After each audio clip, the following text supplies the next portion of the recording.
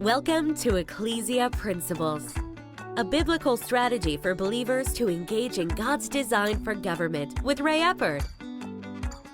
Hello, glad you could join us again today.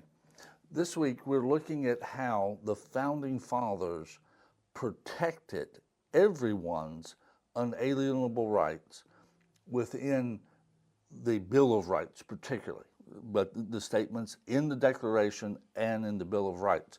Because again, this is something that a lot of people that do not have faith, they'll look at, no establishment of religion. They didn't want that.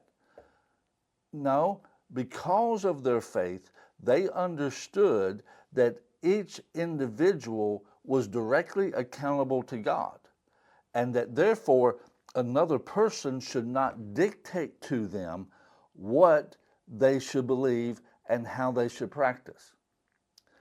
And the bottom line is the people that are the most in favor, it's painted differently, but the people that are most in favor of freedom of religion is Christians. Christians. As a matter of fact, it was Christians who came to this country to have freedom of religion. That's why that amendment was in there, is because so many came to escape what was happening in Europe, where people were being told what faith they had to be a part of.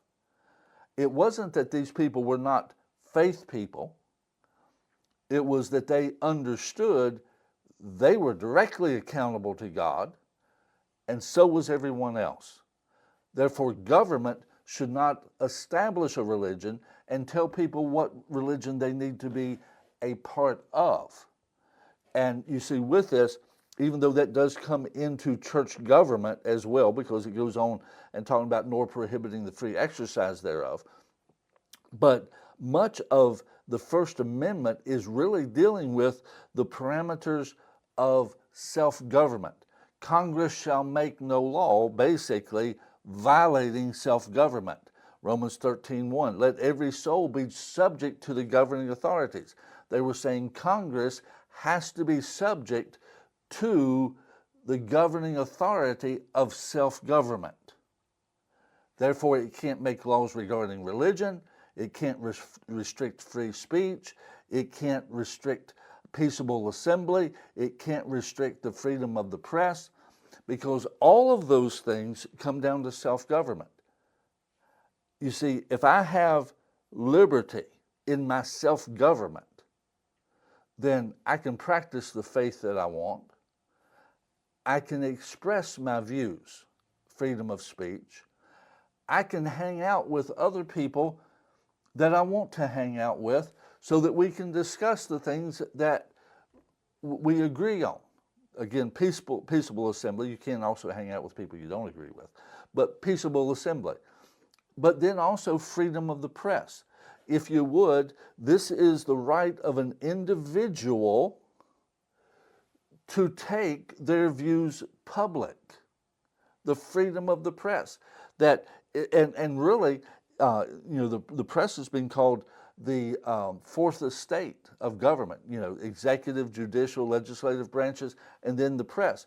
The sad part of it is in recent years, so much of the press, it's been divided into two groups, if you would. There is the press that is nothing more than a mouthpiece for certain aspects of the government. I'm not saying it was never that way before at all in our country, but it's worse today than it's ever been in our country. And you have others who are endeavoring to speak their mind and speak what they say, and then you have those in government and in the press who are trying to silence their voices. No, there is to be freedom of the press. It has come out, things like with Facebook, even Twitter at that time. They limited things during all of COVID at the direction, basically, of people in government. It wasn't necessarily a government action, but there were things that were encouraged and discouraged, and that has come to light. Well, the bottom line is that is a violation of the First Amendment. And it's all done in the name of disinformation. And we'll talk more about that tomorrow. God bless you. Join us then. You've been listening to Ecclesia Principles with Ray Eppard. Follow us on YouTube and Facebook on our Ray Eppard pages.